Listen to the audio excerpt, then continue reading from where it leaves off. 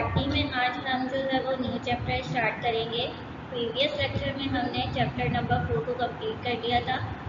आज हम chapter number 6 start कर रहे हैं, किंगडम ऑफ कैरियोटिक, और इसका जो है लेक्चर नंबर 1 डिस्कस करेंगे। सबसे पहले जो टॉपिक हम डिस्कस करेंगे वो है डिस्कवरी ऑफ बैक्टीरिया, कि बैक्टीरिया की डिस्कवरी किस तरह होगी। डिस्कवरी कैसे हुई बैक्टीरिया की? तो एक साइंटिस्ट थे एंटोनी वॉन ल्यूवेनहुड, 1673 में उसने फर्स्ट टाइम जो है वो बैक्टीरिया को डिस्कवर किया एक रेन वाटर के ड्रॉप। उसने देखा कि ये जो रेन वाटर का ड्रॉप है उसके अंदर कुछ ऑर्गेनिजम्स हैं, कुछ स्मॉलेस्ट पार्टिकल्स हैं सेल की तरह के, और ये जो है वो फ्रीली मूव कर रहे हैं इस वाटर के ड्रॉप में।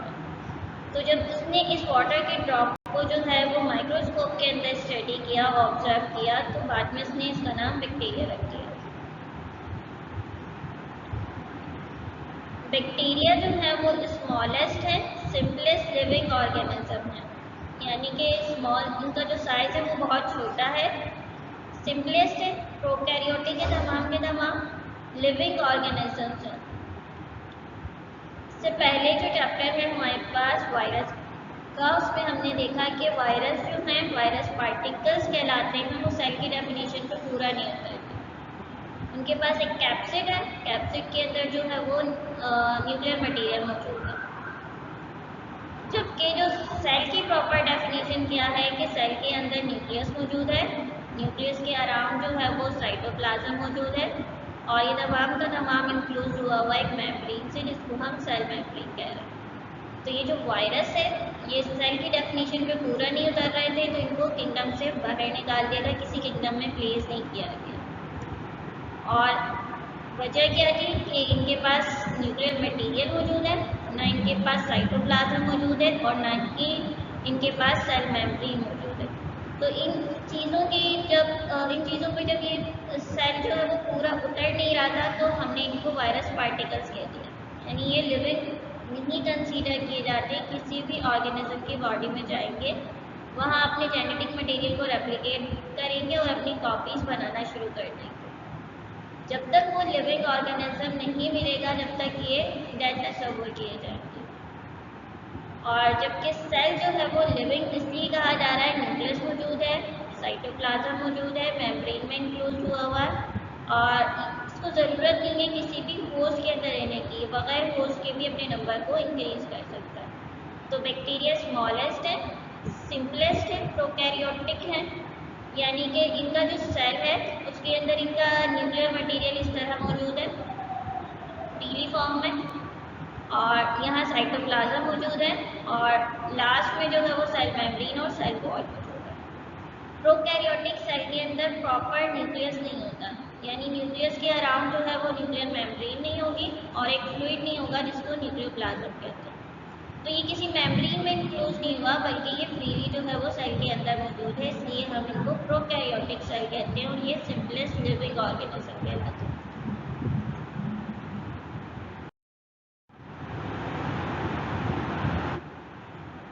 सेल का साइज जो है वो वेरी करता है 0.2 से 2 माइक्रोन ब्रेथ में, और 2 to 10 माइक्रोन इन लेंथ में। ये जो इसकी ब्रेथ है ये होगी 0.2 to 2 माइक्रोन, और लेंथ में देखा जाए तो ये लेंथ जो है वो इसकी 2 to 10 माइक्रोन। यूनिसेलुलर है, प्रोकैरियोटिक है, जबकि सेल जो है वो समटाइम्स जो है डिवाइड होने के बाद कॉलोनीज की फॉर्म में भी पाए जाते हैं, यानी सिंगल सेल पर की बॉडी कंप्राइज हुई हुई है, प्रोकैरियोटिक है, ट्रू न्यूक्लियस नहीं है, न्यूक्लियस के अराउंड कोई मेम्ब्रेन नहीं है, न्यूक्लियर मटेरियल जो है वो फ्रीली फॉर्म में मौजूद है सेल के अंदर, इस तरह किसी मेम्ब्रेन में इंक्लूड नहीं हुआ। या तो ये यूनिसेलुलर है, यानी एक सिंगल सेल इनका मौजूद होगा, या ऐसा होगा कि जब डिवीजन होगी तो ये सिंगल सेल डिवाइड होगा, डिवाइड होकर दो बना लेंगे। अब इस तरह ये वाला सेल डिवाइड होंगे दोनों, तो ये दोनों डिवाइड होने के बाद ये 4 सेल के अंदर कन्वर्ट हो जाएंगे।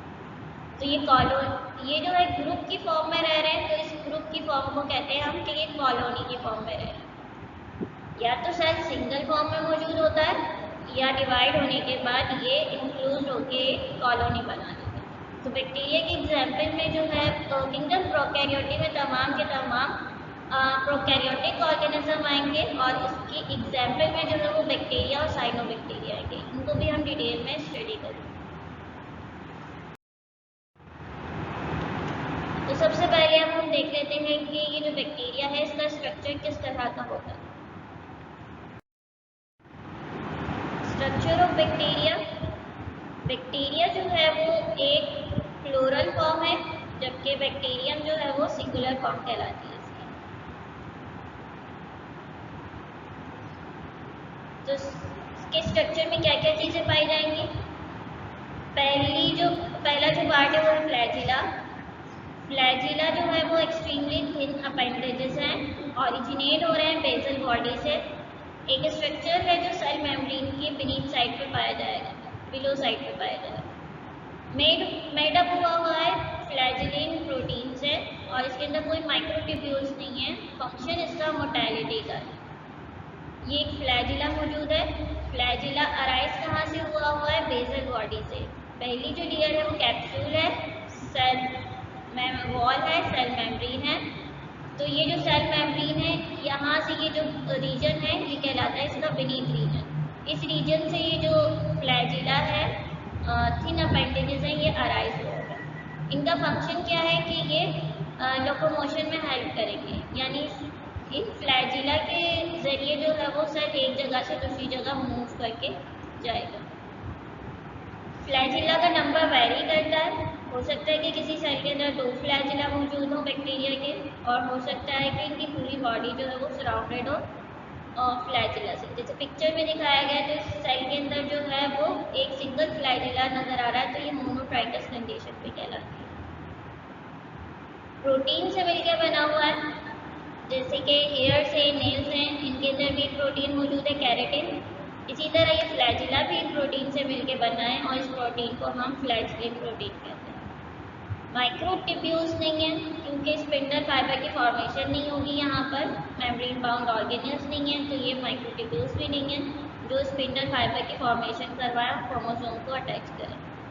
जो प्रोकैरियोटिक ऑर्गेनिज्म है तो यहाँ जो न्यूक्लियर मटेरियल में न्यूक्लियोइड की फॉर्म में वो सेंटर में ही मौजूद होता है। हेल्प करेंगे मोटालिटी में, लोकोमोशन में हेल्प करेंगे एक जगह से दूसरी जगह। फ्लैजिल बैक्टीरिया का सेल जो है वो मूव करेगा ताकि फूड पार्टिकल्स को एब्जॉर्ब कर सके और दूसरी का। सेकंड पार्ट क्या है हमारे पास, पिलाई। पिलाई जो है वो होलो है, फिलामेंटस अपेंडेजेस हैं, स्मॉलर है फ्लैजिला के मुकाबले में। फ्लैजिला आपको नज़र आ रहा है ये लार्ज साइज का है, जबकि ये जो थिन अपेंडेजेस नज़र आ रहे हैं, होलो अपेंडेजेस नज़र आ रहे हैं फिलामेंटस, इनको पिलाई कहते हैं।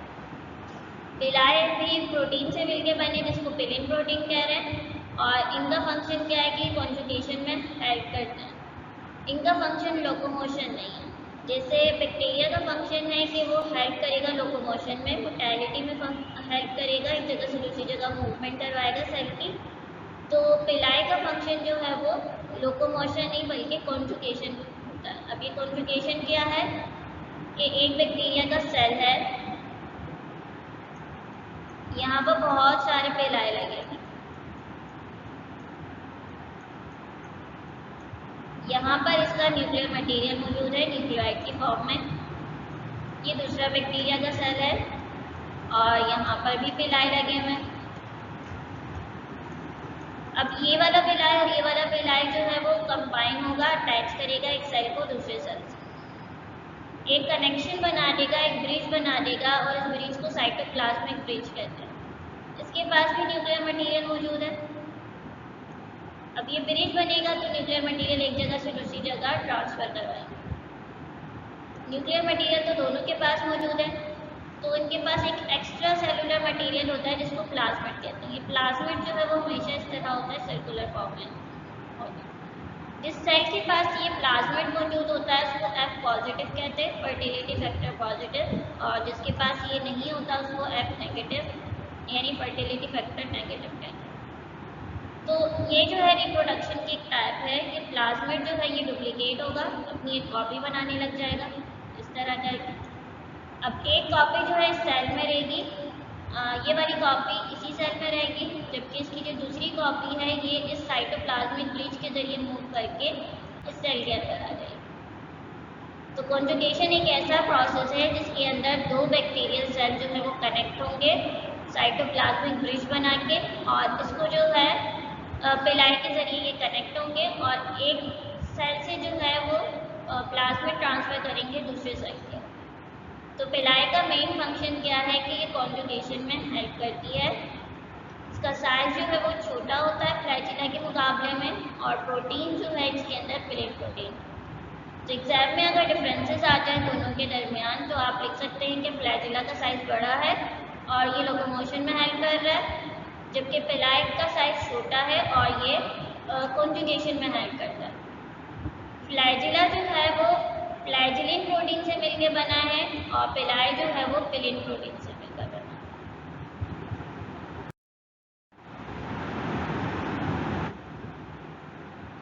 थर्ड जो पॉइंट है हमारे पास बैक्टीरिया के स्ट्रक्चर में है वो है कैप्सूल। कैप्सूल प्रोटेक्टिव शीट है जो कि पॉलीसेकेराइड से मिलकर बनी है और प्रोटीन से मिलकर बनी है। सेल के पास जो है वो सेल मेम्ब्रेन मौजूद है जो ग्रीन कलर की आपको लेयर नज़र आ रही है। इसके अराउंड में सेल वॉल मौजूद है, और जो सबसे आउटर कवरिंग है ये कहलाती है इसकी कैप्सूल। ये जो आपको ऑरेंज कलर की है, ब्राउन कलर की नज़र आ रही है। तो ये जो लेयर है तमाम की तमाम जो है आउटर कवरिंग, प्रोटेक्टिव कवरिंग, ये क्या कहलाती है? कैप्सूल कहलाती है। पॉलीसेकेराइड है, प्रोटीन से मिलकर बना है। कुछ बैक्टीरिया के अंदर ये जो कैप्सूल है स्लाइमी है और पैथोजेनिसिटी को इंक्रीज करता है ताकि ये प्रोटेक्ट कर सके अपने आप को फेगोसाइटोसिस से। यानी कि कोई भी जो है वो फॉरेन पार्टिकल जैसे बैक्टीरिया किसी सेल के अंदर इंटर हो रहा है तो मैक्रोफेजेस मौजूद हैं जो उस बैक्टीरिया को इनगल्फ कर लेंगे। तो ये स्लाइमी नेचर की है, तो जैसे ये मैक्रोफेज मौजूद है और ये जो है वो बैक्टीरिया है, इसकी कैप्सूल स्लाइमी है। जैसे ही ये मैक्रोफेज जो है वो इसको इनगल्फ करने आएगा तो ये बैक्टीरिया जो है वो अपने स्लाइमी नेचर की वजह से मूव करना शुरू कर देगा। तो ये अपने आप को फेगोसाइटोसिस से बचाएंगे, यानी कोई दूसरा जो है वो इनको ईट नहीं कर सकता, इनगल्फ नहीं कर सकता। पैथोजेनिसिटी को इंक्रीज करेंगे। कोई भी एंटीबायोटिक जो है वो बैक्टीरिया सेल के ऊपर अप्लाई की जाएगी ताकि उसके इफेक्ट को डिस्ट्रॉय किया जाए। तो ये सबसे आउटर प्रोटेक्टिव कवरिंग है जो इन ऑर्गेनिजम्स को प्रोटेक्ट करेगी किसी भी एंटीबायोटिक के अटैक से। इसके अलावा स्लाइमी है तो ये किसी भी सबस्ट्रेटम के ऊपर एडहेयर भी हो जाएंगे, स्टिक होना भी शुरू कर देंगे, स्टिक होने या एडहेयर होने में भी हेल्प करेगी। स्ट्रक्चर ऑफ बैक्टीरिया में जो फोर्थ पॉइंट है हमारे पास वो है सेल वॉल। सेल वॉल जो है वो केमिकली जो कंपोज हुई हुई अमाइनो एसिड से, शुगर से और काइटिन से बनी है, जबकि सेलुलोज जो है वो कम्प्लीटली एब्सेंट है। बैक्टीरिया के सेल के अंदर एक यूनिक पॉलीमर मौजूद होता है और इस पॉलीमर को पेप्टाइडोग्लाइकेन कहते हैं। सेलुलोज यहाँ पर कम्प्लीटली एब्सेंट है। सेलुलोज जो है वो तमाम प्लांट्स की सेल वॉल का मटेरियल है, जैसे कि ब्रायोफाइट्स हैं, एरिडोफाइट है, जिम्नोस्पर्म, एंजियोस्पर्म, इन तमाम की जो सेल वॉल है वो केमिकली कंपोज हुई है सेलुलोज से। बैक्टीरिया के अंदर एक यूनिक पॉलीमर मौजूद होता है और ये पॉलीमर कहलाता है पेप्टाइडोग्लाइकेन। पेप्टाइडोग्लाइकेन जो है वो कार्बोहाइड्रेट और प्रोटीन से मिलकर बना हुआ है। एक बड़ी सी चेन है जिसके अंदर कार्बोहाइड्रेट भी मौजूद है और प्रोटीन भी मौजूद है, तो ये यूनिक पॉलीमर कहलाता है पेप्टाइडोग्लाइकेन। सबसे इनर साइड पे जो है वो सेल मेम्ब्रेन मौजूद है, इसके आउटर साइड पे ये सेल वॉल मौजूद है येलो कलर में। तो सेल वॉल केमिकली कंपोज हुई है पेप्टाइडोग्लाइकेन से बैक्टीरियल सेल के अंदर।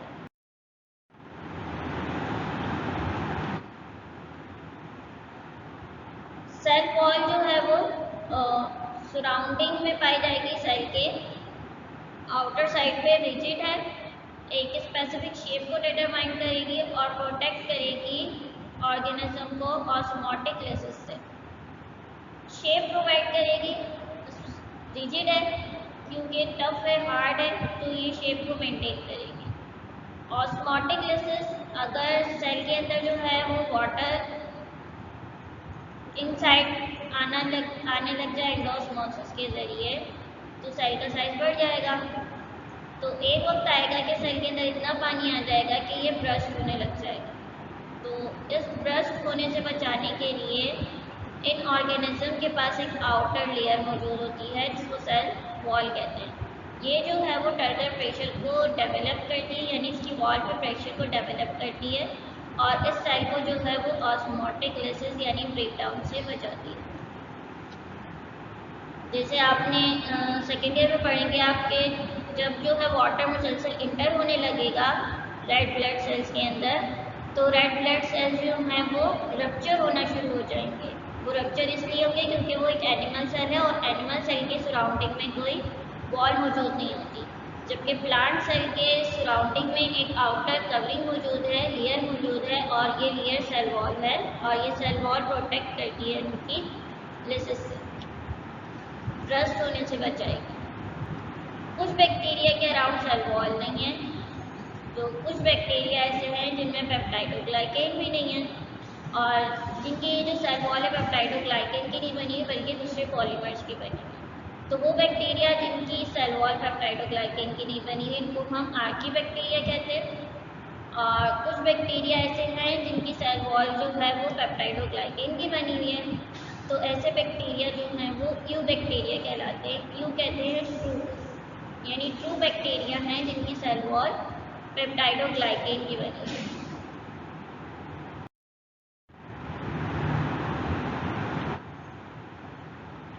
सेल मेम्ब्रेन फिफ्थ पॉइंट है। सेल मेम्ब्रेन इनसाइड पे पाई जाएगी सेल वॉल के। आउटर लेयर सेल वॉल है, तो सेल वॉल के इनर साइड पर जो है वो प्लाज्मा मेम्ब्रेन मौजूद है और सेल मेम्ब्रेन है। ये सबसे आउटर है, इसको कैप्सूल कह रहे हैं।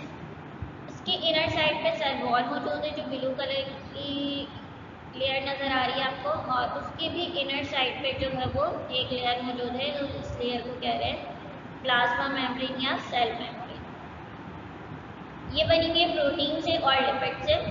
प्रोटीन का स्ट्रक्चर हमने चैप्टर 4 में डिस्कस किया था कि वो फोस्फोलिपिड बाइलेयर है, यानी कि प्रोटीन भी मौजूद है उसके अंदर और लिपिड भी मौजूद है। इस तरह करके ये हेड और टेल पार्ट है फॉस्फोलिपिड का, और इसके अंदर कुछ इस तरह के स्ट्रक्चर मौजूद हैं और इन स्ट्रक्चर को प्रोटीन कहते हैं। एक्ट करेगी रेस्पिरेटरी स्ट्रक्चर के तौर पे क्योंकि यहाँ माइटोकॉन्ड्रिया एब्सेंट है। माइटोकॉन्ड्रिया जो है वो रेस्पिरेशन में हेल्प करेगा क्योंकि ये प्रोकैरियोटिक ऑर्गेनिज्म है और प्रोकैरियोटिक ऑर्गेनिजम्स के अंदर माइटोकॉन्ड्रिया मौजूद नहीं होता। यहाँ पर मेम्ब्रेन बाउंड ऑर्गेनेल्स एब्सेंट होते हैं। जब मेम्ब्रेन बाउंड ऑर्गेनेल्स एब्सेंट होंगे तो यहाँ पर जो इनकी मेम्ब्रेन है सेल मेम्ब्रेन, ये रेस्पिरेशन के प्रोसेस को परफॉर्म करेगी।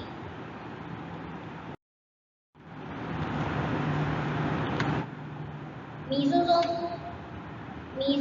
जो है वो इन्वेजिनेशन है सेल मेम्ब्रेन की, साइटोप्लाज्म में पाए जा रहे हैं। कैप्सूल है, सेल वॉल है, और ये जो रेड कलर की लेयर नज़र आ रही है आपको ये सेल मेम्ब्रेन है।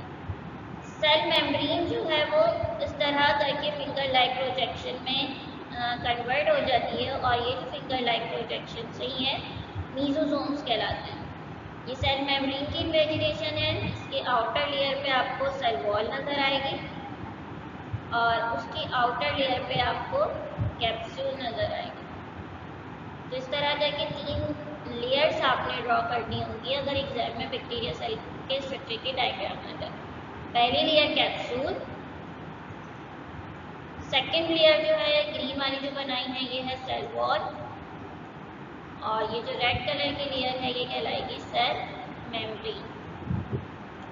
अगर ये जो सेल मेम्ब्रेन है ये इन्वेजिनेट हो जाए, इस तरह फोल्डेड स्ट्रक्चर्स बना ले तो ये फोल्डेड स्ट्रक्चर कहलाते हैं मीजोजोम्स। मीजोजोम्स जो है वो डीएनए रेप्लिकेशन का प्रोसेस में हेल्प करेंगे, सेल डिवीजन में, रेस्पिरेशन में और एंजाइम्स की एक्सपोर्ट में।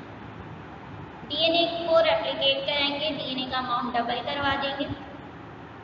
सेल डिवीजन में हेल्प करेंगे कि जब दो सेल्स में डिवाइड होंगे तो ये जो रीजन होगा, रीजन मौजूद है इनका मीजोसोम्स का, यहाँ से सेल जो है वो डिवाइड होने लग जाएगा।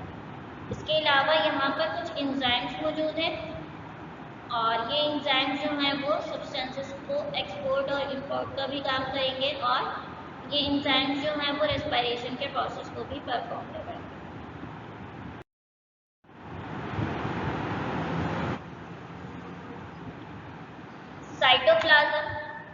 साइटोप्लाज्म एक ग्रेन्यूलर है, बहुत सारे वैक्यूल्स मौजूद हैं इसके अंदर और ग्लाइकोजन पार्टिकल्स और राइबोसोम्स मौजूद हैं।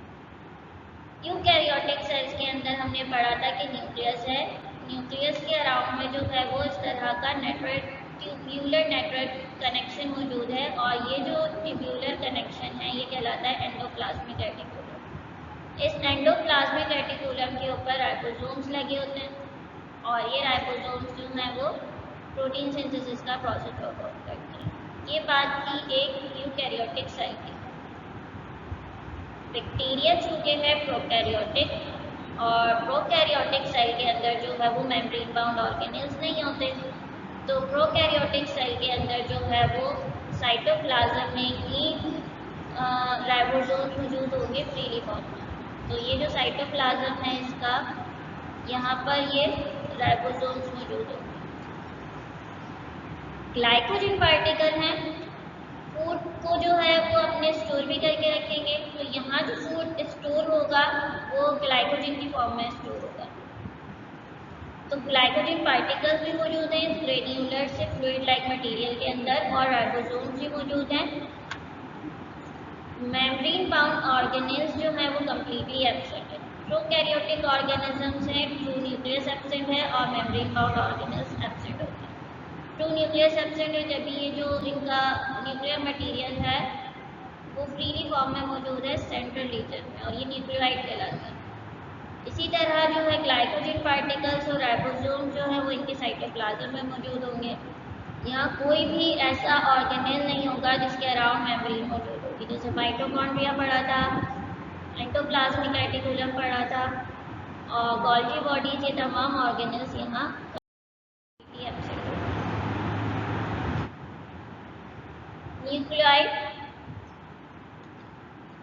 न्यूक्लियोइड जो है वो प्रोकैरियोटिक न्यूक्लियस है और इसके अंदर जो है वो जेनेटिक मटेरियल प्रेजेंट है सिंगल सर्कुलर मॉलिक्यूल में, जो एग्रीगेट होगा इरेगुलर शेप में और डेंस स्ट्रक्चर में, जिसको क्रोमैटिन बॉडी कहते हैं।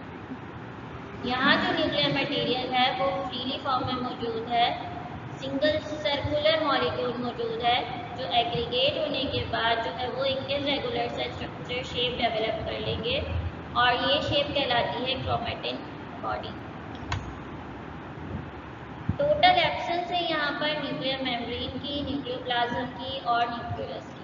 जैसे यूकैरियोटिक सेल था, न्यूक्लियस था, न्यूक्लियस के अराउंड एक मेम्ब्रेन मौजूद थी जिसको न्यूक्लियर मेम्ब्रेन कह रहे थे और एक फ्लूइड मौजूद था यहाँ पर और ये फ्लूइड कहलाता था न्यूक्लियोप्लाज्म।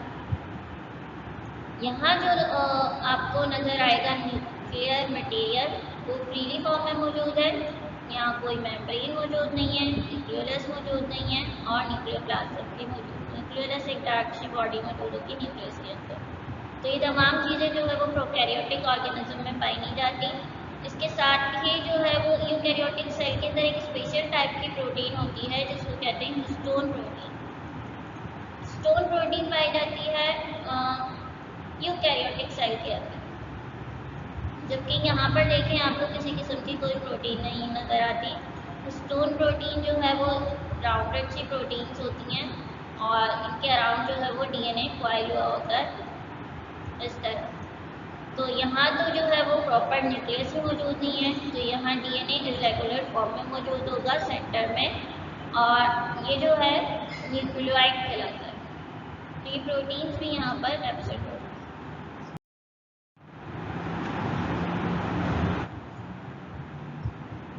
प्लाज्मिक न्यूक्लियस न्यूक्लियोटाइड के साथ जो है वो एक स्मॉल फ्रैगमेंट मौजूद है एक्स्ट्रा सेलुलर जेनेटिक मटेरियल का, जो कि डबल स्ट्रैंडेड डीएनए है और ये कहलाता है प्लाज्मिड। ये जो सर्कुलर सा स्ट्रक्चर नज़र आ रहा है आपको, राउंडेड सा, ये कहलाता है प्लाज्मिड। प्लाज्मिड जो है वो डबल स्ट्रैंडेड डीएनए की तरह होगा, एक स्ट्रैंड इस तरह होगा तो दूसरा स्ट्रैंड इस तरह होगा। तो डबल स्ट्रैंडेड डीएनए है और ये एक्स्ट्रा सेलुलर है, यानी न्यूक्लियोइड के अलावा जो है वो एक अलग से जेनेटिक मटेरियल मौजूद है सेल के अंदर, और ये मटेरियल कहला रहा है प्लाज्मिड। प्लाज्मिड में जो है वो सेल्फ रेप्लिकेटिंग प्रॉपर्टी है और ये एसोसिएट नहीं होता growth and metabolism. Self replicating है, यानी ये खुद का खुद रेप्लिकेट होगा, अपनी कॉपी बनाएगा। और जैसे सेल में 2-3 आपको प्लाज्मिड नज़र आ रहे हैं, तो ये खुद का खुद रेप्लिकेट होने लगेंगे और अपनी कॉपीज बनाने लग जाएंगे। ग्रोथ और मेटाबॉलिज्म में ये कोई फंक्शन नहीं परफॉर्म करते। प्लाज्मिड जो है वो एक वेक्टर के तौर पर एक्ट करता है जेनेटिक इंजीनियरिंग में। ये एक प्लाज्मिड है किसी भी बैक्टीरिया का। इस प्लाज्मिड के जो है वो इस पीस को अगर कट करके मैं एक ऐसा पीस लगा लूँ जो इंसुलिन की प्रोडक्शन करे, तो ये तो वो प्लाज्मिड हो गया जो मेरे पास था इस बैक्टीरियल सेल के अंदर। अब इसके साथ मैंने कुछ एक ऐसा डीएनए का पार्ट इंटर कर दिया जिसका फंक्शन क्या है, जिस पे ऐसी इंफॉर्मेशन मौजूद है जो इंसुलिन के प्रोडक्शन कर रही है। तो इस प्लाज्मिड के पार्ट को कट करके इसके साथ एक ऐसी इंफॉर्मेशन लगाई जा रही है जो कि इंसुलिन की प्रोडक्शन करवा रही है सेल के अंदर। तो अब जो है ये जो प्लाज्मिड, इसके पास चूँकि सेल्फ रेप्लिकेटिंग प्रॉपर्टी है, खुद ब खुद ये जो है वो रेप्लिकेट करने लग जाएगा। तो जब ये रेप्लिकेट करने लग जाएगा तो ये ऐसे बहुत सारे प्लाज्मिड्स बनाना शुरू कर देगा जिनके पास वो इंफॉर्मेशन मौजूद होगी जो इंसुलिन की फॉर्मेशन करवाने लगेगी। तो जैसे जैसे ये नंबर इंक्रीज होने लगेंगे तो सेल के पास एबिलिटी आती जाएगी कि वो इंसुलिन की फॉर्मेशन करवाता जाए। तो जेनेटिक इंजीनियरिंग में जो है वो ऐसे हार्मोन्स को की प्रोडक्शन के लिए इस्तेमाल किया जाता है बैक्टीरियल सेल को, क्योंकि इनकी जो है वो रेप्लिकेशन का प्रोसेस जो है वो बहुत फास्ट होता है। तो इसीलिए इनके डीएनए को कट करके उसके अंदर ऐसी इंफॉर्मेशन जीन्स लगाए जाते हैं जो इंसुलिन की फॉर्मेशन करते हैं।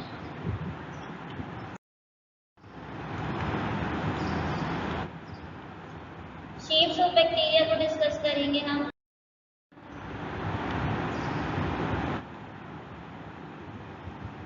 फोर डिफरेंट टाइप्स की हैं बैक्टीरिया की शेप। पहली जो है वो कॉक्साई है, सिंगुलर फोकस कहला रहा है, और फोकोस का मतलब है पेरी और राउंडेड, यानी वो बैक्टीरिया जो राउंडेड शेप के हैं वो हम कॉक्साई बैक्टीरिया कहते हैं। स्फेरिकल है, नॉन फ्लैजिलेटेड है, कोई फ्लैजिला मौजूद नहीं है यहाँ पर मूवमेंट के लिए। और इनके मोड ऑफ न्यूट्रिशन और सेल की अरेंजमेंट के अकॉर्डिंग जो है वो डिफरेंट टाइप्स हैं कॉक्साई बैक्टीरिया के।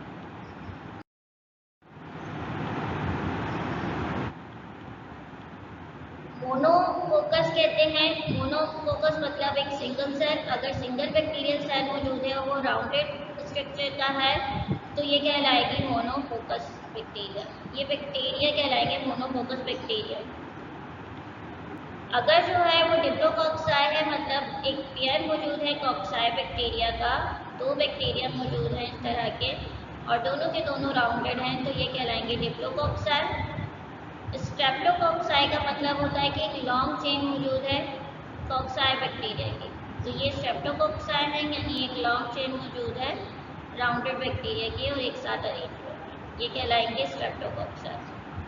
टेट्राड में क्या होगा कि 4 ग्रुप्स मौजूद होंगे बैक्टीरिया के, कॉक्साई बैक्टीरिया किस तरह ये 4 ग्रुप मौजूद होंगे। सार्सिना जो है वो एक ऐसी अरेंजमेंट है जिसमें 8 कॉक्साई मौजूद होंगी, जैसे इस पिक्चर में दिखाया गया है। 4 जो बैक्टीरिया हैं वो इस तरह होंगे और इसी तरह 4 बैक्टीरिया जो है इसकी बैक साइड पे होंगे, तो इस तरह ये जो है वो क्यूब बन जाएगा 8 कॉक्साई बैक्टीरिया का, और ये सार्सिना टाइप कहलाती है। स्टेफाइलोकोकस में ग्रेप्स लाइक अरेंजमेंट है, ये ग्रेप्स लाइक अरेंजमेंट में बहुत सारे जो है वो ग्रुप बना लिया उन्होंने, तो ये स्टेफाइलोकोकस। सेकेंड टाइप है हमारे पास बैसिलाई बैक्टीरिया की, सिंगुलर बैसिलस है, Latin word bacillus means rod shape. वो बैक्टीरिया जो रोड शेप के हैं और ये जो है वो पेयर्स की फॉर्म में भी पाए जाएंगे और चेन की फॉर्म में भी पाए जाएंगे। इनके पास फ्लैजिला हो सकता है। बैक्टीरिया जो है वो डिफरेंट टाइप्स के हैं। बैक्टीरिया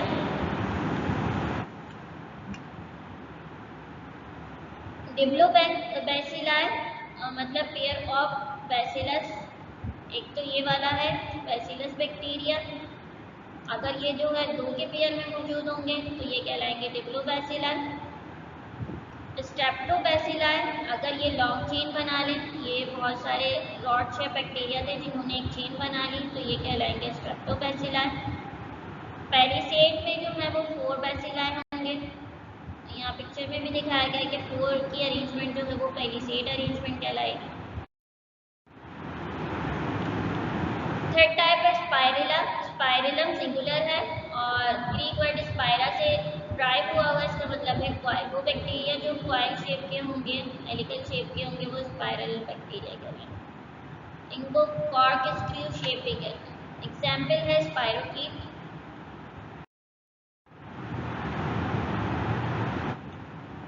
फोर्थ टाइप है, लास्ट टाइप है हमारे पास विब्रियो और कोमा। वो बैक्टीरिया जो स्लाइटली कर्व होंगे और इनमें फ्लैजिला मौजूद हो सकता है। इसकी एग्जाम्पल है विब्रियो कोमा। वो बैक्टीरिया जो इस तरह थोड़े से कर्व हुए में होंगे, घूमे में होंगे, ऐसे बैक्टीरिया जो है वो विब्रियो या कोमा शेप कहते हैं। ये बिल्कुल इस शेप में भी होंगे। इनमें फ्लैजिला मौजूद हो सकता है। एग्जाम्पल है इसकी विब्रियो कोमा। आज के लेक्चर को जो है वो हम यहीं तक रखते हैं और नेक्स्ट लेक्चर में हम जो है वो इस चैप्टर को कंटिन्यू करेंगे और फ्लैजिला के अकॉर्डिंग इनकी टाइप्स और डिस्ट्रीब्यूशन इन बैक्टीरिया को डिस्कस करेंगे। तो जब तक के लिए खुदा।